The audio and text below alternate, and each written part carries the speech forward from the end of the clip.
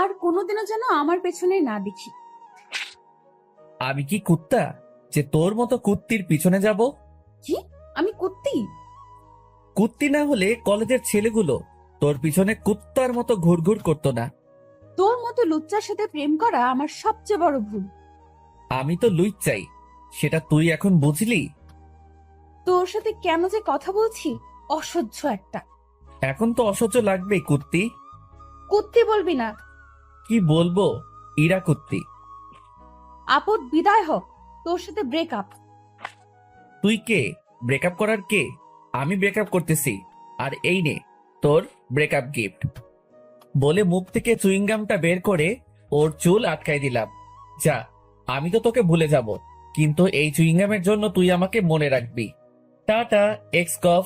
বলেই দিলাম দৌড়। ওখানে থাকলে হয়তো কপালে কষ্ট ছিল। এই হলো ফ্ল্যাশব্যাক। এখন বর্তমানে আসুন, আপনাদের সাথে পরিচয়টা সেরে ফেলি। আমি ইমন, ইন্টার সেকেন্ড ইয়ারে পড়ি। বাবা মার দুই মাত্র সন্তান। বর্তমানে এলাকার বাইরে আছি। আর যার থেকে পালিয়ে আসলাম উনি হলেন আমার গফ, সরি এক্স গফ, ইসরাত জাহান ইরা। আমরা সেম ইয়ারে পড়ি। ইরাও এখানে পড়তে আসছে, গার্লস হোস্টেলে থাকে, আর আমি মেসে। 1 বছর হলো ওর আর আমার রিলেশনের। 1 বছর রিলেশনে প্রায় প্রতি সপ্তাহে একবার ঝগড়া হবে, আর বাকি দিনগুলো রাগ করে চলে যেত। আমি ইরাকে প্রথম প্রপোজ করেছিলাম। কিছুদিন ঘোরাঘুরির পর রাজি হয়েছিল। ভেবেছিলাম এবার হয়তো লাইফটা মজায় কাটবে, কিন্তু এই মেয়ে যে প্যারা দেওয়া শুরু করছিল, কিছু হইলেই গাইল মাইর সব একসাথে। আজ আমিও সবগুলো শোধ তুলে নিলাম সুদে আসলে। নরম গালগুলোয় থাপ্পড় মেরে কি যে মজা! ইচ্ছে করতেছে গিয়ে আরো 2-1টা মেরে আসি, কিন্তু বেশি জিনিস ভালো না, তাই আর যাব না। বন্ধুদের কাছে আসলাম। কি রে, হাঁপাচ্ছিস কেন? মামা ইরার সাথে ব্রেকআপ করে আসলাম। তাহলে থাম, আমি গিয়ে প্রপোজটা করে আসি। যা, ওকে আমি থাপ্পড় মেরে আসলাম, আমার রাগটা তোর উপর দিয়ে দিবে। তাহলে থাক, চল ম্যাচে যাই। চল। ম্যাচে এসে বিছানায় শরীরটা ছড়িয়ে দিলাম, তখনই ফোনটা বেজে উঠল।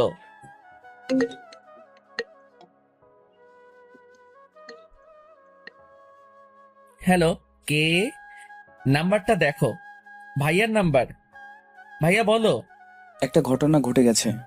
কে মরলো আবার? আরে ধুর, ফাজলামি করিস না। কি হয়েছে সেটা বলো। আমি যখন কুমিল্লায় থাকতাম তখন একটা মেয়ে আমার সাথে কাজ করত। মেয়েটা না অনেক সুন্দরী। ভালো তো। আমি মেয়েটাকে ভালোবাসি। ভালো তো, তারপর? মেয়েটাও আমাকে খুব ভালোবাসে। ভালো তো, তারপর? আমি ওকে বিয়ে করতে চাই। ভালো তো, তারপর? তুই আব্বু আম্মুকে বল না। তারপর? শুধু তারপর করতেছিস কেন? কি করবো সেটা বল। আমি কি পাবো? কি চাস? বাইক। ওকে, কিন্তু আগে কাজ। ওকে, তুই আম্মুকে গিয়ে বল। তুই আয় না। টিসির জন্য অ্যাপ্লাই করছিলাম না, ওটার জন্য থাকতে হবে। ও আচ্ছা, তারপর? আমি আব্বু আম্মুকে ফোন করে পুরো পাম দিতেছি। তুই আমার ভাই, তুই ছাড়া আমার কে আছে? হইছে মনু, পাম দিও না, আমার কথাটা যেন মনে থাকে। থাকবে। শোন, ফোনে লোড দিয়ে দে, আম্মুকে ফোন দিতে হবে। 2 মিনিট দাঁড়া। ফোনটা কেটে দিলাম। কিছুক্ষণ পর ভাইয়া 100 টাকা লোড দিয়ে দিল। আম্মুকে ফোন দিলাম। কেমন আছো আম্মু? ভালো বাবা, তুই? ভালো, কিছু কথা ছিল। ফোনে টাকা নাই, তাই কলটা ব্যাক করো তো। ফোনটা কেটে দিলাম। একটু পর আম্মু ফোন দিল। হ্যাঁ, কি বলবি বল। আসলে আম্মু, ভাইয়া না একটা মেয়েকে খুব ভালোবাসে, ওকে বিয়ে করতে চায়, কিন্তু ভয়েতে বলতে পারছে না। আম্মু, মেয়েটা না অনেক ভালো, দেখতে অনেক সুন্দর, আমি নিজেই দেখিনি, পরীর মতো দেখতে। তুমি না করো না আম্মু, আর আব্বুকে রাজি করাও, প্লিজ প্লিজ প্লিজ। আচ্ছা, আমি ফাহাদের সাথে কথা বলতেছি, আর তোর আব্বুকেও বলতেছি।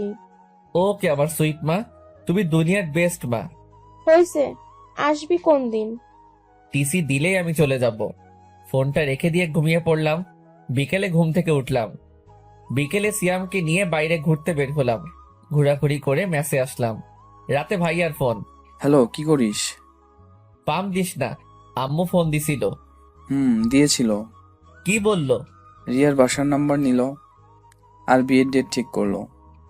তোর তো ঈদ লেগে গেল তাহলে। দূর বেটা। বিয়ে কোন দিন? আগামী শনিবার। তুই আসবি না? না, পরে রবিবার আমার টিসি দিবে, ওটা নিয়ে যাব। আমার বিয়ে আর তুই আসবি না? মন খারাপ করিস না ভাইয়া, আমি যাব এখন। তাহলে আমি ডেট পিছিয়ে দেই। না, পিছানোর দরকার নাই, আমি বিয়ের কয়েকদিন পর যাব। ফোনটা কেটে দিলাম।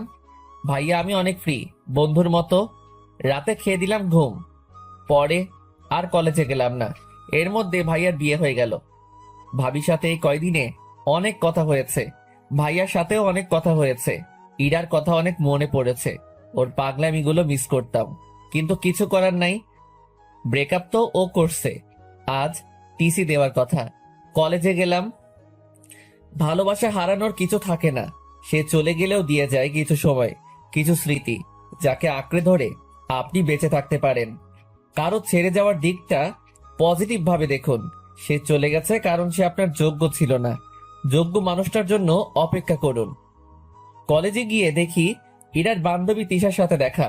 কেমন আছো? ভালো, তুমি? ভালো। হেতি কোথায়?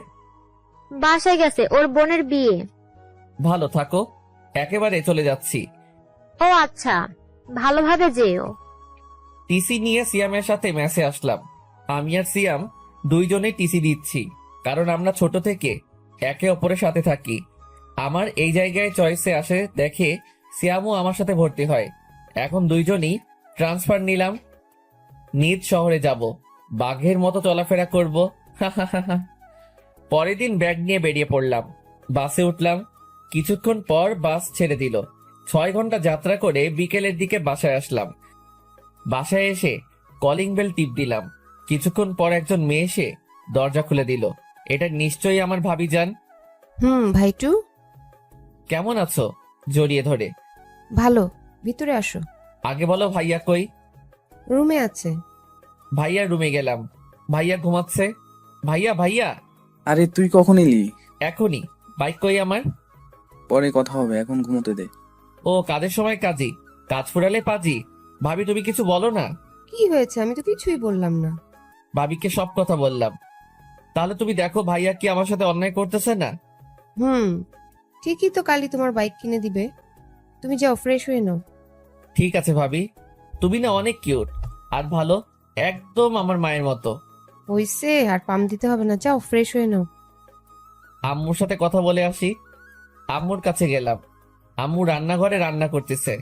পিছন থেকে জড়িয়ে ধরলাম। কেমন আছো মা? আরে তুই কখন আসলি? একবার ফোন করলি না যে? এত প্রশ্ন? আমি যেটা প্রশ্ন করছি উত্তর দাও। তুই এসে গেছিস যখন, ভালো থাকবো। যা রুমে গিয়ে ফ্রেশ হয়ে নে। রুমে গেলাম, ফ্রেশ হয়ে একটা ঘুম দিলাম। একবারে রাতে উঠলাম। উঠে ফোন টিপতে লাগলাম। একটু পর আম্মু খেতে ডাকলো। গিয়ে দেখি সবাই বসে আছে। সবার সাথে অনেক গল্প করলাম। খেয়ে এসে কানে ইয়ারফোন লাগিয়ে গান শুনতে লাগলাম। রাতে ঘুমানোর আগে আমার গান না শুনলে আমার ঘুমই আসে না। গান শুনতে শুনতে কখন যে ঘুমায় পড়ছি। সকালে ভাবির ডাকে ঘুমটা ভাঙলো। ইমন, উঠো। ভাবি আরেকটু ঘুমাই না? ঘুমাও, তাহলে আর তোমার বাইক কিনতে যেতে হবে না। বাইক?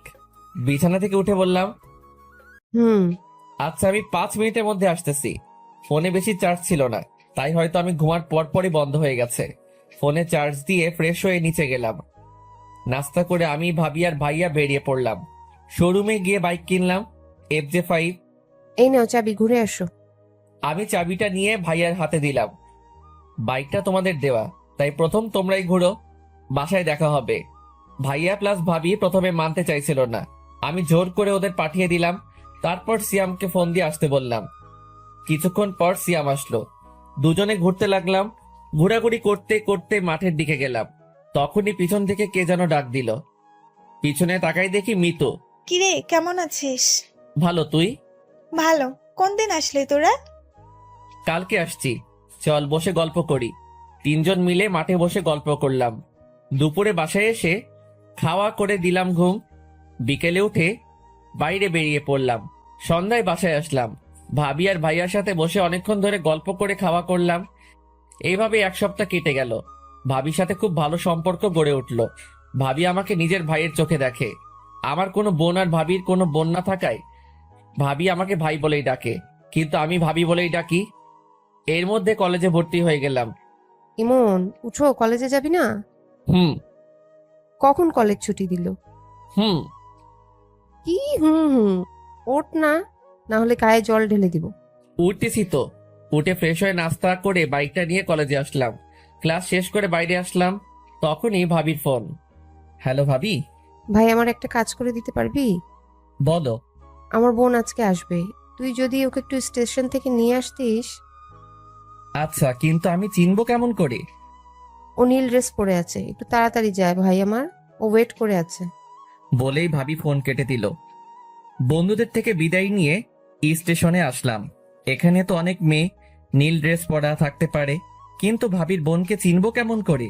কিছুক্ষণ ঘোরাঘুরি করার পর একটা নীল ড্রেস পরা মেয়ে দেখতে পেলাম, কিন্তু মাথা নিচু করে বসে আছে। আমি তার কাছে গেলাম। এটাই হয় মনে হয়, কিন্তু এভাবে বসে আছে কেন? এই যে বেয়ান সাহেব, ভিক্ষা করা হলে বাসায় যাই। মেয়েটা মাথা তুলে আমার দিকে তাকালো। মেয়েটাকে দেখে আমার তো শখ খেয়ে মরে যাবার অবস্থা। তা তুই এখানে? ওই কুত্তি, আমি এখানে আমার ভাবির বোনকে নিয়ে আসতে এসেছি, কিন্তু তুই এখানে কেন? আমি আমার বোনের বাসায় এসেছি। তোর বোনের নাম কি? রিয়া। আর দুলাভাই? ফাহাদ। What the Fahad? হাইরে ফুডা কপাল, শেষমেশ আমার এক্স কিনা আমার ভাইয়ের শালি। উপরওয়ালা ঠাডা ফেলাও আমার উপর। কি রে, চুপ কেন? কি বলবো, সবই কপাল। চলো এখন। আমি কেন যাব তোর সাথে? তোকে এখনো জুতা মারিনি তোর কপালে। আমার সাথে যাবি, কারণ দুর্ভাগ্যবশত তোর বোন আমার ভাবি, আর আমার ভাইয়ের তুই শালি। আমার কথা শুনে ইরার উপর ঠাডা পড়ার মতো অবস্থা। আমি এই বিয়ে মারি না, আমি এক্ষুনি আপুকে বাসায় নিয়ে যাব। তাই নাকি? যা, আমি আমার ভাইয়ের আবার বিয়ে দিব। আমার কথাটা শুনে ইরা চুপ করে রইল। বাসায় যাবেন না ফিরে যাবেন? ইরা ব্যাগটা নিয়ে উঠে দাঁড়ালো আর সামনের দিকে হাঁটা শুরু করলো। ও সামনে সামনে হাঁটছে আর আমি পিছনে পিছনে। আমি বাইকের কাছে এসে থেমে গেলাম, কিন্তু ও হাঁটতে থাকলো। এই ম্যাডাম, বাইক এখানে। ও পিছনে তাকালো, আবার আমার কাছে আসলো। আমি বাইক স্টার্ট দিলাম, কিন্তু ও দাঁড়িয়ে রইল। কি হলো, ওটার ইচ্ছে আছে কি? ইরা কোনো কথা না বলে বাইকে উঠে বসলো। বাসার দিকে যেতে লাগলাম। শোন, আপু যেন না জানে যে তুই আমাকে চিনিস আর আমাদের সম্পর্ক ছিল। সেটা তুই না বললে আমি বলতাম। ভালো। বাইক চালাচ্ছিলাম, হঠাৎ করে সাইড মিররে ইরার চেহারাটা দেখলাম। বাতাসে চুলগুলো উঠছিল আর ইরা ওগুলো হাত দিয়ে ঠিক করছিল। খুব সুন্দর লাগছিল। চুইংগামের জন্য একটা নতুন হেয়ার কাটিং দিতে পারলি, একটা থ্যাঙ্কসও দিলি না। কুত্তা, ওই দিন যদি তোর পাইতাম, জানিস আমার চুইংগাম ওঠাতে কত কষ্ট হয়েছে। ভালো তো। ইরা আর কোনো কথা বলল না। বাসার সামনে আসতে রাস্তায় মিতুর সাথে দেখা। মিতু দেখার সাথে সাথে ডাক দিল। মার্কেটে যাব একটু। এটা কে? ভাবির ফোন। আমাকে একটু মার্কেটে নিয়ে যাবি? তুই দাঁড়া, আমি নামিয়ে দিয়ে আসছি। আচ্ছা, তাড়াতাড়ি আয়। আমি বাইকটা নিয়ে বাসার সামনে আসলাম। ভিতরে যান, আমি আসছি। ইরা কিছুক্ষণ আমার দিকে তাকিয়ে রইল। আমি বাইকটা ঘুরিয়ে চলে আসলাম। মিতুকে নিয়ে মার্কেট করলাম। মার্কেট শেষ করে বাসায় আসলাম। বাসায় এসে ফ্রেশ হয়ে শুয়ে পড়লাম। কিছুক্ষণ পর ভাবি খাওয়ার জন্য ডাকলো। নিচে গেলাম খাওয়ার জন্য। গিয়ে দেখি ইরা বসে আছে। আমি ওর সামনে বসে পড়লাম। আমি নিজের মতো খেতে লাগলাম আর ভাইয়া আর ভাবির সাথে কথা বলতে লাগলাম। ইরা মাঝে মাঝে আমার দিকে তাকাচ্ছিল, মনে হয় কিছু বলতে চাইছিল। আমি খাওয়া শেষ করে উপরে আসতে যাব, তখনই ভাবি ডাক দিল। ইমন, ইরাকে একটু ঘুরিয়ে নিয়ে আসিস প্লিজ, আমি আজ পারবো না, বাসায় অনেক কাজ আছে। আচ্ছা ভাবি, ওনাকে রেডি থাকতে বলিও। বলেই নিজের রুমে চলে আসলাম। বিকেলে বাইকটা বের করে ইরার জন্য অপেক্ষা করতে লাগলাম। আসতে দেরি করছিল দেখে বাইকের হর্ন দিতে লাগলাম। কিছুক্ষণ পর ইরা আসলো। সাদা ড্রেস, কপালে কালো টিপ, খোলা চুল, জাস্ট অসাম লাগছিল ওকে। ইরা আমার সামনে এসে দাঁড়িয়ে গেল। আমি মাথা নামিয়ে নিলাম। উঠুন। ইরাকে নিয়ে বাইকে ঘুরতে লাগলাম। হঠাৎ করে ফোনটা বেজে উঠলো। বাইকটা থামিয়ে ফোনটা বের করলাম। বের করে দেখি মিতুর ফোন। হ্যালো। কই তুই? পার্কের পাশের রাস্তায়। পার্কে আয়, আমি ওয়েট করছি। আচ্ছা দাঁড়া। ফোনটা রেখে দিয়ে পার্কে গেলাম। গিয়ে দেখি মিতু বসে আছে। আমি বাইকটা রাখলাম। আপনি এখানে বসুন, আমি আসছি। আসলে আমি এখানে এসেছি ইরাকে জ্বালানোর জন্য, না হলে আসতাম না। আমি ভালো করেই জানি ইরা আমাকে এখনো খুব ভালোবাসে, কিন্তু প্রকাশ করে না। আমি মিতুর পাশে গিয়ে বসলাম, ওর সাথে কথা বলতে লাগলাম। এদিকে ইরা একাই বসে আছে আর ভাবতিছে। আমি পিছন থেকে একটা শব্দ পেয়ে পিছনে তাকিয়ে দেখি বাইকটা নিচে পড়ে আছে। আমি লাফ দিয়ে উঠে বাইকটার কাছে আসলাম। ও খোদা, আমার নতুন বাইক! কুত্তা, তোর বাইকেও ভাঙবো আর তোকেও! বলেই আমার পায়ে লাঠি দিয়ে মারলো। এত জোরে মেরেছে যে পায়ে লাগার সাথে সাথে ব্যথা শুরু হয়ে গেল। আরে আরে, লাগছে তো! একে তো আমার বাইক ভাঙছস, তার উপর আমাকে মারলি। আজ তোকে ছাড়বো না। ইরা আমাকে লাঠি দিয়ে মারতে লাগলো। আমাকে মারা আজ তোকে ছাড়বো না বলে ওর হাতে লাঠিটা নিয়ে ফেলে দিলাম। ওর কোমরে হাত দিয়ে ওকে টান দিয়ে নিজের কাছে নিয়ে আসলাম। ইরা ছাড়ার জন্য ছটফট করছে। কুত্তা, ছাড় আমায়। আমি ওর ঠোঁটে হাত দিয়ে চুপ করতে বললাম। ইরা ঠোঁটের কাছে ঠোঁট নিয়ে গেলাম। ইরা বড় বড় চোখ করে আমার দিকে তাকালো। ওর আরো কাছে যেতেই নিজের চোখ বন্ধ করে ফেললো। আমি ওর ঠোঁটের কাছে ঠোঁট নিয়ে গেলাম। ওর নিঃশ্বাসের শব্দ স্পষ্ট শুনতে পাচ্ছিলাম। ওর কাছে যাওয়ায় ও আরো জোরে নিঃশ্বাস নাম নিতে লাগলো। ওর ঠোঁটগুলো যেন আমাকে মারলো, টানতে লাগলো। ওর ঠোঁটগুলো গোলাপের পাপড়ির মতো লাগছিল। আমি ওর ঠোঁটের সাথে ঠোঁট মিলিয়ে দিলাম। ইরাকে কিস করার সাথে সাথে ও চোখ খুলে ফেললো। 3 মিনিট পরে ইরাকে ছেড়ে দিলা। দুজনে হাঁপাতে লাগলাম। তুই আমাকে কিস করলি কেন? তুই আমার বাইক ভাঙতে চাইছিলি কেন? আমার ইচ্ছে হয়েছে, আমি ভাঙছি। আমার ইচ্ছে হয়েছে, আমি কিস করছি। কেন? আমার ঠোঁট কি তোর বাপের সম্পত্তি? না, আমার ভাবির সম্পত্তি। তাই দেখে তুই আমাকে কিস করবি? সেটা আমার বাইক ভাঙচুর করার আগে ভাবা দরকার ছিল। ইরা আর কোনো কথা বলল না। মিতুর কথা মনে পড়তেই আমি মিতুর কাছে আসলাম। মিতু ফোন টিপতেছে। তাহলে পিছনে কি হয়েছে ও হয়তো দেখেনি। কিরে, কি করিস? তুই কই গেলি তখন? একটা কাজ ছিল, বাসায় যাব, চল। চল। মিতুকে বিদায় দিয়ে ইরার কাছে আসলাম। ইরা গাছের সাথে হেলানি দিয়ে দাঁড়ায় আছে। আমি বাইকটা তুলে স্টার্ট দিলাম। ইরা পিছনে এসে বসলো। ইরার সাথে লজ্জায় কোনো কথা বলার ইচ্ছে হচ্ছে না। কেমন করে কি যে হয়ে গেল। দুজনে বাসায় আসলাম। ওকে নামিয়ে দিয়ে বাইকটা রাখলাম। তারপর নিজের রুমে গেলাম। ফ্রেশ হয়ে শুয়ে পড়লাম। কিছুক্ষণ পর আম্মু খেতে ডাকলো। গিয়ে দেখি ইরা বসে আছে। আম্মু, ভাইয়া আর আব্বু কই? ওরা আসেনি, তোরা খেয়ে নে। ইরা আমার সামনে বসে আছে। দুজনে মাথা নিচু করে খেতে লাগলাম। ভাবি আসলো। কিরে, কেমন ঘুরলি? ভালো আপু, জায়গাটা অনেক সুন্দর। আচ্ছা, খেয়ে নে। আমি খেয়ে নিজের রুমে চলে আসলাম। রাতে ঘুম ধরছিল না, তাই ছাদে গেলাম। একটু পর মিতুর ফোন আসলো। কিরে, কি করিস? এই তো ছাদে দাঁড়িয়ে আছি, তুই? শুয়ে আছি। মিতুর সাথে কথা বলতে লাগলাম। হঠাৎ করে আমি সামনে তাকিয়ে দেখি ইরা। মিতু, ফোনটা রাখ, আমি পরে ফোন দিচ্ছি। আচ্ছা। মিতু ফোনটা কেটে দিল। ইরা আমার কাছে আসলো। কার সাথে কথা বলছিলি? মিতুর সাথে। এরপর থেকে যেন ওই ডাইনির সাথে কথা বলা আর দেখা করা না দেখি, বলে দিলাম। কেন, কথা বললে কি করবা? ইরা আমার কাছ থেকে ফোনটা নিয়ে নিল। ফোন পাবি না, যখন দরকার হবে আমার কাছে বলবি, আমি দিব। না, ফোন ছাড়া আমার ঘুম আসে না, ফোন লাগবেই আমার। বলছি না পাবি না। ইরার কাছ থেকে জোর করে ফোনটা নিতে গেলাম, তখনও মেয়েদের চোর পকেটে ফোনটা ঢুকিয়ে দিল। চোর পকেট কি জানতে চাহিয়ে লজ্জা দিবেন না? এইবার নিয়ে দেখা। মনটা খুব হতাশ হয়ে গেল। আমি নিচে যেতে লাগলাম। তখনই ইরা আমার হাতটা টেনে ধরলো আর ঠোঁটের সাথে ঠোঁট লাগিয়ে দিল। হঠাৎ আমার কি যে হলো, ইমনকে কাছে টেনে নিয়ে ওর ঠোঁটের সাথে ঠোঁট লাগিয়ে দিলাম। ওকে কিস করার সময় ওর শরীরের এক অদ্ভুত ঘ্রাণ আমাকে ওর আরো কাছে টানতে লাগলো। 5 মিনিট পর ওকে ছেড়ে দিলাম। ইরা এভাবে কিস করবে ভাবতেও পারিনি। আই লাভ ইউ বলেই ইরা দৌড়ে নিচে চলে গেল। আমি নিজের রুমে চলে আসলাম। শুয়ে শুয়ে কতক্ষণ কি হইল সেটা ভাবতে লাগলাম। সবকিছু মাথার উপর দিতে যাচ্ছিল। নিজে ব্রেকআপ করলো, আবার নিজেই আই লাভ ইউ বললো। আমার সাথে মজা নেওয়া, এবার দেখাবো মজা। যদি কাঁদিয়ে না ছেড়েছি তাহলে আমার নাম ইমন না। না, মজা পাইছে নাকি? এইবার মজা আমি দেখাবো। সব প্ল্যান ভাবতে ভাবতে ঘুমিয়ে পড়লাম। সকালে মনে হলো কে যেন আমার দিকে তাকিয়ে আছে। চোখ খুলতেই দেখি ইরা। কি ব্যাপার, আপনি এখানে? আপনি কাকে কি বলছেন? আপনাকে। মজা নেওয়া বাদ দে, মায়ের খাবি। অচেনা কাউকে তো আপনি করেই বলতে হয়। ফাইজলামি বাদ দিয়ে নিচে আয়, আপু নাস্তা করতে ডাকতিছে। বলেই ইরা নিচে গেল। কিছুটা রেগে গেছে। আমি ফ্রেশ হয়ে নিচে গেলাম।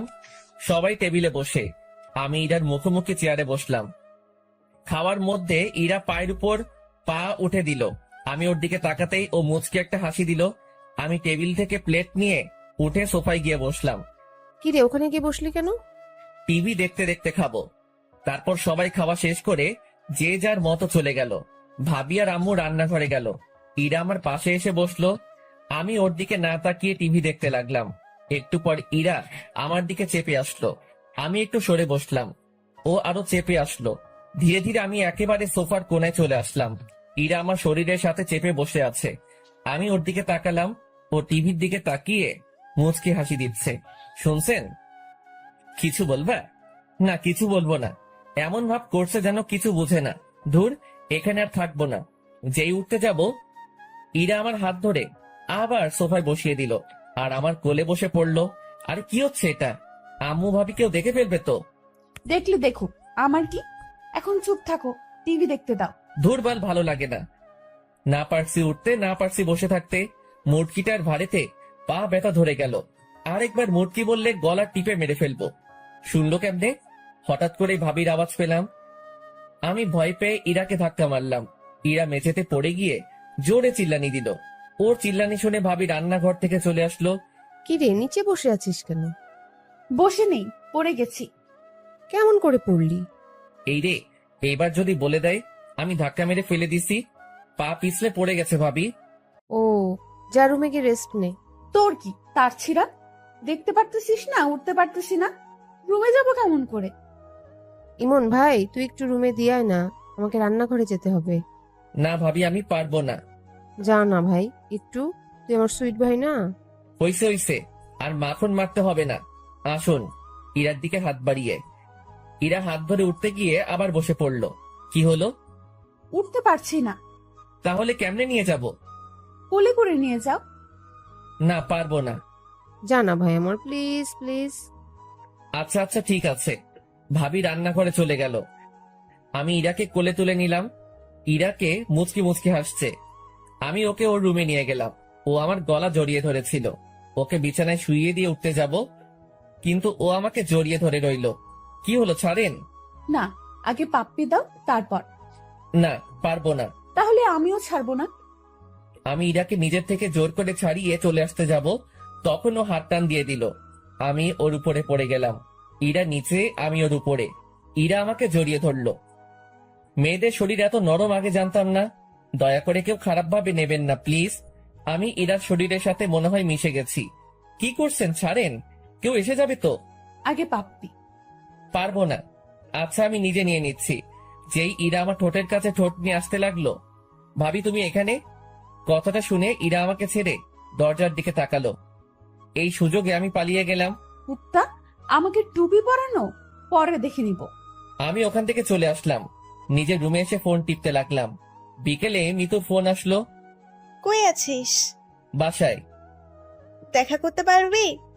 কোথায়? বড় মাঠে। আচ্ছা, একটু দাঁড়া, আমি যাচ্ছি। বাসা থেকে বাইকটা নিয়ে বেরিয়ে পড়লাম। মিতুর সাথে দেখা হয়নি, চুপচাপ চলে আসলাম। দেখতে পেলে কি যে করতো। মিতুর কাছে আসলাম। মিতুর সাথে অনেকক্ষণ গল্প করলাম। সন্ধ্যার দিকে হঠাৎ ফোনটা বেঁচে উঠলো।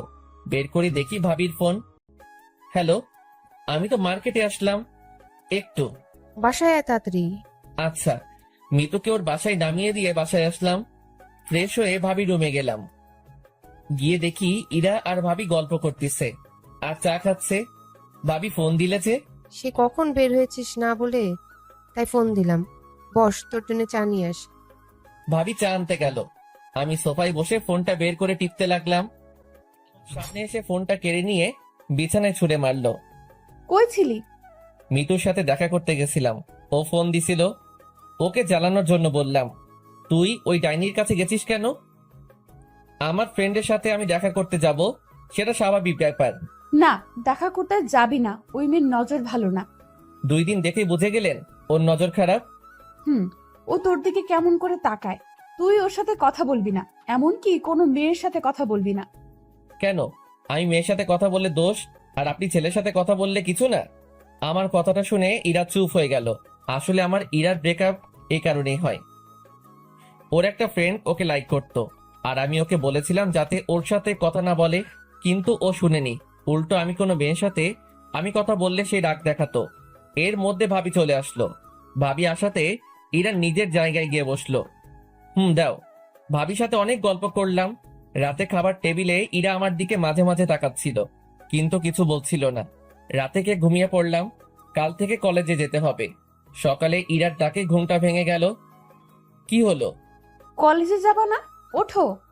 আমি কিছু না বলে উঠে ফ্রেশ হতে গেলাম। ফ্রেশ হয়ে বেরিয়ে দেখি ইরা নাস্তা হাতে নিয়ে দাঁড়িয়ে আছে। টেবিলে নাস্তার প্লেটটা নিয়ে আমার কাছে আসলো। আপনি নাস্তা করেছেন? না, সকালে মিষ্টি নাস্তা করব দেখে নাস্তা করিনি। দাঁড়াও, দেখাচ্ছি। মানে? ইরা আমার কাছে আসলো, হালকা করে ঠোঁটে একটা কিস করলো। এই হলো আমার মিষ্টি নাস্তা। তাড়াতাড়ি নাস্তা করে রেডি হয়ে নিচে আসো বলেই ইরা চলে গেল। আমি এখনো থ হয়ে দাঁড়িয়ে আছি। এই মেয়ের মতিগতি বোঝা আমার পক্ষে সম্ভব না। নাস্তা করে রেডি হয়ে ব্যাগটা নিলাম। নিচে আসতেই আম্মির ডাক। আম্মু বলো। এই নে। 1000 টাকা হাতে ধরিয়ে দিয়ে, আমার কাছে তো টাকা আছে। লাগবে, রেখে দে। আর ইরাকে সাথে নিয়ে যা, ওকে একটু তোদের কলেজটা ঘুরিয়ে দেখা। ও বাসায় একা একা কি করবে? তোর সাথে গেলে মনটা একটু হালকা হবে। আচ্ছা, রেডি হতে বলো। আমি রেডি। পিছন থেকে ইরা বলল। ও তার মানে আগে থেকে ঠিক করা সবকিছু। তাই বলি হঠাৎ এত টাকা দিচ্ছে, সেটাও আবার আম্মু, ভাবা যায়? হয়েছে হয়েছে, যা এখন। ইরার দিকে তাকালাম। নীল ড্রেস, খোলা চুল, জাস্ট রূপকথা রাজকন্যা। আমি বাইকটা বের করে আনলাম। ইরা বাইরে দাঁড়িয়ে আছে। আমি ইরার সামনে গেলাম। কেমন লাগছে? আপনি কি ফ্যাশন শোয়ে যাচ্ছেন না ছেলে পটাবেন যে এত সাজগোজ? ইরার মুখ কালো হয়ে গেল। ইরাকে এভাবে দেখলে কলেজের যে কোনো ছেলে ক্রাশ খাবে। তোমার যখন ভালো লাগছে না, তাহলে চেঞ্জ করে আসি। থাক, লাগবে না, উঠো। ইরা উঠে বসে আমাকে শক্ত করে জড়িয়ে ধরলো।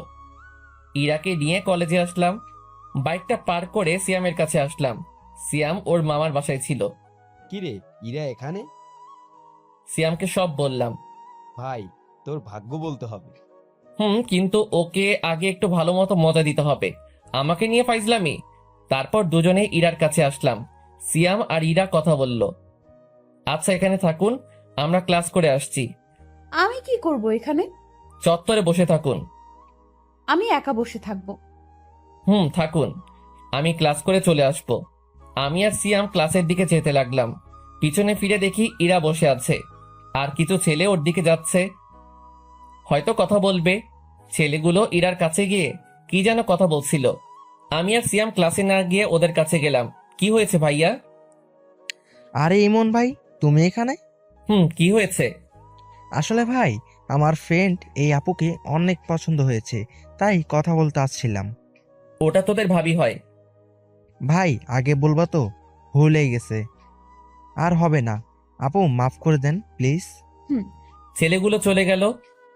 তোকে আজ ক্লাস করতে হবে না, তুই ওকে নিয়ে ঘুরে আয়। বাইকটা নিয়ে আসি। বাইকটা নিয়ে ইরার সামনে আসলাম। ইরা উঠে শক্ত করে জড়িয়ে ধরলো। সবাই আমার দিকে তাকিয়ে আছে। ভাবিজি রোম্যান্স বাইরে গিয়ে কইরেন, এটা ক্যাম্পাস বলেই সিয়াম দৌড়ে চলে গেল। আমি বাইকটা জোরে টান দিলাম। বাইক আর মেয়ে পার্ট তো দেখাতে হবেই। সারাদিন ইরাকে নিয়ে বাইকে ঘুরলাম। ইরা সারাদিনে অনেক বকবক করেছে। বিকেলের দিকে বাসায় আসলাম। এসে ফ্রেশ হয়ে ঘুম দিলাম। সন্ধ্যায় ঘুম থেকে উঠে পুরো অবাক হয়ে গেলাম। ইরা আমাকে জড়িয়ে ধরে শুয়ে আছে, কিন্তু ও এখানে কখন এলো? আমি ইরার দিকে তাকিয়ে দেখতে লাগলাম। ফ্যানের বাতাসে চুলগুলো উঠছে, মুখটা খুব মায়াবী লাগছে। হঠাৎ করে ইরার ঘুমটা ভেঙে গেল। কি ব্যাপার, তুমি এখানে কখন আসলা? আসলে আপু তোমাকে ডাক দিতে বলছিল, কিন্তু এসে দেখি তুমি ঘুমাচ্ছ। আমারও ঘুম পাচ্ছিল, তাই এখানে ঘুমিয়ে পড়ি। কি? যদি ভাবি এসে দেখে ফেলতো তাহলে কি ভাবতো? যা ভাবার তাই ভাবতো। এখন উঠে ফ্রেশ হয়ে নিচে আসো। আমার কপাল একটা পাপ্পি দিয়ে ইরা চলে গেল। মেয়েটার মায়ায় আরো পড়ে যাচ্ছি। কি যে করি, ওকে কষ্ট দিতে পারছি না। আমি যে ওকে ভালোবাসি, তাহলে কষ্ট কেমন করে দেই? আর ওর থেকে দূরে থাকতে পারবো না। কালকে ওকে সব বলবো। উঠে ফ্রেশ হয়ে নিচে গেলাম। ভাবি আর ইরা আর আম্মু বসে কি যেন বলা বলি করছে। আমি যেতেই চুপ হয়ে গেল। ঘুম হলো? খুব ভালো ঘুম হয়েছে তাই না? কি বলছো কিছুই বুঝতেছি না। থাক, আর বোঝা লাগবে না। আমার আর কিছুই বোঝা লাগবে না, বস এখানে। আমি গিয়ে ভাবির পাশে বসলাম। তোরা গল্প কর, আমি রান্না করে যাই। আম্মু রান্নাঘরে চলে গেল। আমিও যাই, আম্মুকে সাহায্য করি। ভাবিও চলে গেল। আমি বসে ফোন টিপতেছি আর টিভি দেখতেছি। হঠাৎ ইরা এসে আমার কোলে শুয়ে পড়লো আর টিভি দেখতে লাগলো। আরে কি করছো ভাবি, এসে যাবে তো। আসলে আসুক, আমার কি। ইরা টিভি দেখতে লাগলো আর আমি রান্নাঘরের দিকে তাকিয়ে রইলাম ভাবি আসছে কিনা। ইরার দিকে তাকালাম, ইরা টিভি দেখতে ব্যস্ত। ইচ্ছে করছে ইরার মাথায় হাত বুলিয়ে দেই, কিন্তু কেন জানি সাহস হচ্ছিল না, তাই চুপচাপ বসে রইলাম। একটু পর ইরাকে ভাবি রান্নাঘর থেকে ডাক দিল। ইরা উঠে রান্নাঘরে চলে গেল। একটু পর 1 কাপ চা হাতে নিয়ে আসলো, এনে আমাকে দিল আর পাশেই বসে পড়ল। অর্ধেক চা খেতেই ইরা কাপটা নিয়ে বাকিটা চা খেতে লাগলো। আমি ওর দিকে তাকিয়ে রইলাম। কি হলো, এভাবে তাকিয়ে আছো কেন? না এমনি। বজ্জাত কোথাকার চায়ের কাপটা নিয়ে নিল। রাতে খাবার খেয়ে রুমে আসলাম, এসে গান শুনতে শুনতে ঘুমিয়ে পড়লাম। সকালে ঘুম থেকে উঠে ফ্রেশ হয়ে নিচে গেলাম। ইরা নাস্তার টেবিলে বসে আছে, আমিও বসে পড়লাম। খাওয়ার সময় ইরা পায়ে গুঁতা দিতে লাগলো। একসময় পা সরিয়ে নিলাম, ইরার পা চেয়ারের সাথে লাগলো, তাই হয়তো ওর মুখ কালো হয়ে গেল। আমি নাস্তা করে কলেজে আসলাম। আজ ইরা কলেজে আসেনি, কারণ ওর ভাবির সাথে মার্কেটে যাওয়ার কথা ছিল। কলেজে ক্লাস করে বের হচ্ছি, তখনই মিতু আসলো। কালকে ওই মেয়েটার সাথে তো খুব ঘুরলি। কেন, কি হয়েছে? না, তোকে একটা কথা বলার ছিল। কি কথা বল। এখানে না, বিকেলে পার্কে আয়। আচ্ছা চল, তোকে নামিয়ে দেই। মিতুকে বাসায় নামিয়ে দিয়ে বাসায় আসলাম। কই ছিলি? কলেজে কই আবার থাকবো। তোর বাইকের পিছনে মেয়েটা কে ছিল? ও, ওটা আমার ফ্রেন্ড হয়। আর কোনোদিন যেন কোনো মেয়েকে বাইকের পিছনে নেওয়া না হয়, আর কোনো মেয়ের সাথে প্রেম টেম করা যেন না শুনি। আম্মু, আমার রুমে চলে আসলাম। এসে দেখি ইরা আমার বিছানায় বালিশে মুখ লুকিয়ে কান্না করছে। কি ব্যাপার, তুমি এখানে আর কান্না করতেছো কেন? ইরা কান্না করেই যাচ্ছে। আমি ওর কাছে গিয়ে ডাক দিলাম। ও উঠে সোজা আমার শার্টের কলার ধরলো। তোকে না বলেছিলাম কোনো মেয়ের সাথে কথা বলবি না, কিন্তু তুই তো ওই ডাইনির সাথে বাইকে ঘোরাঘুরি করতেছিস। বলে ইরা কান্না করতে লাগলো। আরে আমি তো ওকে বাসায় নামিয়ে দিতে গেছিলাম। কেন তোকে বাসায় নামিয়ে দিতে হবে কেন? ওর কি হাত পা নেই, চলতে পারে না? রিক্সায় যাবে, অটোতে যাবে, তোর বাইকে কেন? আর নিব না, হইছে। এবার কলার ছাড়ো, লাগছে। ইরা আমাকে টান দিয়ে বিছানায় নিয়ে আসলো আর বুকের উপরে মাথা রেখে শুয়ে পড়লো। চুপচাপ থাকবি, আমাকে শুয়ে থাকতে দে। ঠিক আছে, সারাদিন না খেয়েছিলাম, এখন না খেয়ে শুয়ে থাকি। ইরা আমার মুখ তুলে তাকালো, তারপর আমার কাছে এসে ঠোঁটের সাথে ঠোঁট লাগিয়ে দিয়ে চুষতে লাগলো। পুরো 5 মিনিট পর ছেড়ে দিল। দুজনেই হাঁপাতে লাগলাম। এবার হইছে, এখন চুপচাপ শুয়ে থাকবি। ইরা আমার বুকে শুয়ে পড়ল। একসময় ইরা ঘুমিয়ে পড়ল। আমি ওকে ডেকে ফ্রেশ হয়ে নিচে এসে খাওয়া করলাম। ভাবি, আমি তোমার ঘরে গিয়ে ঘুমালাম। কেন, তোর ঘরে কি হয়েছে? তোমার বোন শুয়ে আছে। তাতে কি হয়েছে, তুই ওই ঘরে গিয়ে ঘুমা। কি বলছো জাতা? আচ্ছা আচ্ছা, তুই আমার ঘরে গিয়ে শুয়ে পড়। আমি ভাবির ঘরে গিয়ে শুয়ে পড়লাম। বিকেলে ঘুম থেকে উঠে দেখি ইরা আমার বুকের উপর মাথা রেখে শুয়ে আছে। কি মেয়ে রে বাবা। আমি ইরাকে ডাক দিলাম। একটু পর ইরার ঘোর ভাঙলো। চোখ মুখে ঘুমের ছাপ কম, রাগেরটাই বেশি। এভাবে তাকিয়ে আছো কেন? তোকে কি বলেছিলাম? আমার তো খিদে লাগছিল, তাই উঠে আসছিলাম। ভাবি বলল যে তুমি আমার রুমে শুয়ে আছো, তাই আমি যেন তার রুমে শুয়ে পড়ি। তাই আমি এখানে এসে শুয়ে পড়ছিলাম। দোষ করছে, আবার বড় বড় কথা। এখন চলো, আমাকে ঘুরতে নিয়ে যাবে। কিন্তু আম্মু যে বাইকে মেয়ে উঠতে মানা করছে। সেটা অন্য মেয়ে ওঠাতে মানা করেছি, আমাকে না। কেন? তোমার আম্মুকে গিয়ে বলো, আমি কি জানি।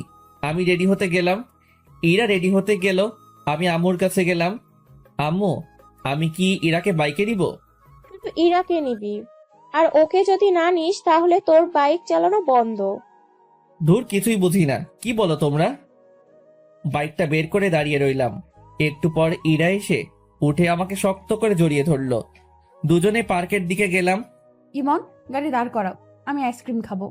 আমি গাড়ি দাঁড় করিয়ে ওকে আইসক্রিম কিনে দিলাম।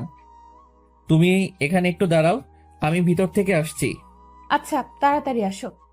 আমি পার্কের ভিতরে এসে দেখি মিতু বসে আছে। আমি ওর পাশে গিয়ে দাঁড়ালাম। কিরে, কখন এলি? একটু আগে, বস। আমাকে একটু তাড়াতাড়ি যেতে হবে। না, বসবো না, কি বলবি বল। I love you.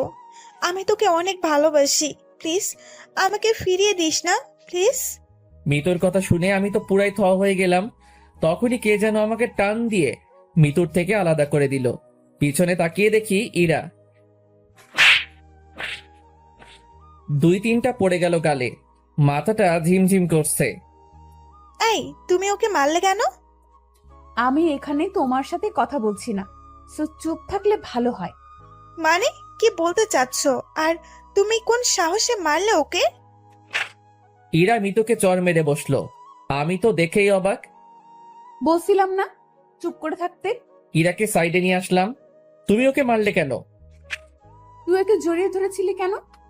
ভেবেছিলাম আমার ভালোবাসা দিয়ে তোমাকে আবার কাছে টেনে নিব, কিন্তু আমি ভুল ছিলাম। তুমি হয়তো আমাকে আর ভালোবাসো না। আসলে আমি পাগল। কেন যে ভেবেছিলাম তুমি হয়তো আমাকে আগের মতো ভালোবাসো, তাই তো তোমার কাছে নিজের ভালোবাসাটা জাহির করে গেছি। হয়তো আমার কপালে তোমার ভালোবাসা নেই। আসলে আমার মতো মেয়ে হয়তো ভালোবাসার যোগ্য নয়। পারলে ক্ষমা করে দিও। ইরা কাঁদতে কাঁদতে মিতুর কাছে আসলো। আপু, পারলে আমাকে ক্ষমা করে দিয়েন। আসলে আমি এতদিন একটা ভুল ধারণা নিয়ে বেঁচেছিলাম, সেটা আজ ভেঙে গেল। আসলে কি জানেন, কাউকে ভালোবাসাটা সহজ, কিন্তু বিপরীতের মানুষটার ভালোবাসাটা পাওয়াটা অনেক সময় কঠিন হয়ে যায়, আবার সম্ভবও হয় না। যেটা আজ আমার থেকে হয়তো কেউ ভালো বুঝবে না। ইমন খুব ভালো ছেলে, আপনাকে অনেক ভালো রাখবে, মাঝে মাঝে শয়তানি করে, কিন্তু জানেন কি, ওর এটাই আমাকে বেশি টানে। আপনি হয়তো ভাবছেন আমি এসব কেন বলছি, আপনি হয়তো এটাও ভাবছেন যে ইমনকে আমি আপনার থেকে কেড়ে নিব। সেটা নিয়ে ভাববেন না, আমি আপনাদের পথের কাঁটা হব না। ভালো থাকবেন। আর রাগের মাথায় তখন আপনাকে অনেক কিছু বলে ফেলেছি, পারলে মাফ করে দিয়েন প্লিজ। কথাটা বলে ইরা ওখানে থেকে কান্না করতে করতে চলে আসলো। আমি বাইক নিয়ে ইরার পিছন পিছন বাসায় আসলাম। ইরা ওর রুমে ঢুকে গেল। আমি নিজের রুমে গিয়ে শুয়ে পড়লাম। ধুর, কি করতে গেলাম আর কি হয়ে গেল। আমাকে ইরাকে বলতেই হবে সত্যিটা। আমি ইরা রুমের সামনে গিয়ে দাঁড়ালাম। ভিতর থেকে কান্নার শব্দ শুনতে পেলাম। ইরা হয়তো কাঁদছে, নিজেকে কেমন যেন অপরাধী মনে হচ্ছে। আমি ইরাকে ডাকতে শুরু করলাম, কিন্তু ইরা দরজা খুলল না। আমি দরজা ধাক্কাধাক্কি করতে লাগলাম। ইরা দরজা খুলল। প্লিজ আমায় একটু একা থাকতে দিন। যদি আপনি আরেকবার এভাবে এসেছেন, তাহলে আমি এক্ষুনি এই বাসা ছেড়ে চলে যাব। কথাটা বলেই ইরা দরজা বন্ধ করে দিল। আমি রুমে চলে আসলাম। একটু পর ভাবি খাওয়ার জন্য ডাকলো। গিয়ে দেখি ইরা নেই। ইরার সাথে তোর কি হয়েছে? কই, কিছু হয়নি তো। তাহলে ও কান্না করছে কেন? আমি আর কিছু বললাম না, মাথা নিচু করে রইলাম। খেতে ইচ্ছে করছিল না, তাই না খেয়ে নিজের রুমে চলে আসলাম। চোখ বন্ধ করে শুয়ে আছি। একটু পর মাথায় কারো হাতের স্পর্শ পেলাম। চোখ খুলে দেখি ভাবি। আমার ভাইটার বুঝি মন খারাপ? না ভাবি, এমনি ভালো লাগছে না। আমাকে বুঝি বলা যাবে না, তাই না? আসলে তেমন কিছু না, মাথাটা খুব ব্যথা করছে, তাই খুব খারাপ লাগছে। তুই ভাবিস না, আমি সব ঠিক করে দিব, তুই এখন ঘুমা। কথাটা বলেই ভাবি চলে গেল। আমি চুপ করে শুয়ে রইলাম। চোখে ঘুম নেই। চোখ বন্ধ করলেই ইরার হাসি মুখটা সামনে আসছে। যে করেই হোক ওকে আমাকে পেতেই হবে। ওকে আর আমার থেকে দূরে যেতে দিব না। চিৎকার করে বলতে ইচ্ছে করছে, ইরা, আমি তোমাকে ভালোবাসি। কাল যে করেই হোক ওর থেকে ক্ষমা চাইতে হবে। দরকার পড়লে ওর পায়ে পড়ব, কিন্তু ওকে নিজের থেকে দূরে যেতে দিব না। সারা রাত ঘুম হয়নি। ভোর রাতে ঘুমিয়ে পড়লাম। সকালে ঘুম থেকে উঠে ফোনটা হাতে নিয়ে দেখি 11টা বাজে। আমি তাড়াতাড়ি করে ইরার রুমে গেলাম। গিয়ে দেখি রুমে ফাঁকা, ইরার জামা কাপড় কিছুই নেই। আমি দৌড়ে নিচে আসলাম। ভাবি, ভাবি, ভাবি। কি হয়েছে? ইরা কই? ও আজ সকালে চলে গেছে। অনেক আটকানোর চেষ্টা করেছি কিন্তু পারিনি। কয়টা ট্রেন? 10:30টায়। আমি তাড়াতাড়ি করে বাইকটা বের করে স্টেশনের দিকে বেরিয়ে পড়লাম। সাবধানে যাস। স্টেশনে গিয়ে দেখি ট্রেন চলে গেছে। সাইডে বেঞ্চে বসে পড়লাম। চোখের কোণ দিয়ে এক ফোঁটা জল মাটিতে পড়ল। নীরবে বসে কাঁদতে লাগলাম। আজ আমার ভুলের জন্যই ইরা আমার থেকে দূরে চলে গেল। একটু পর ভাবির ফোন আসলো। হ্যালো ভাবি। কি হয়েছে তোর? তোর কণ্ঠটা এমন শোনা যাচ্ছে কেন? না কিছু না, বলো কি বলবা। পেলি ওকে? না ভাবি। আচ্ছা তুই বাসায় আয়, তোর সাথে কথা আছে।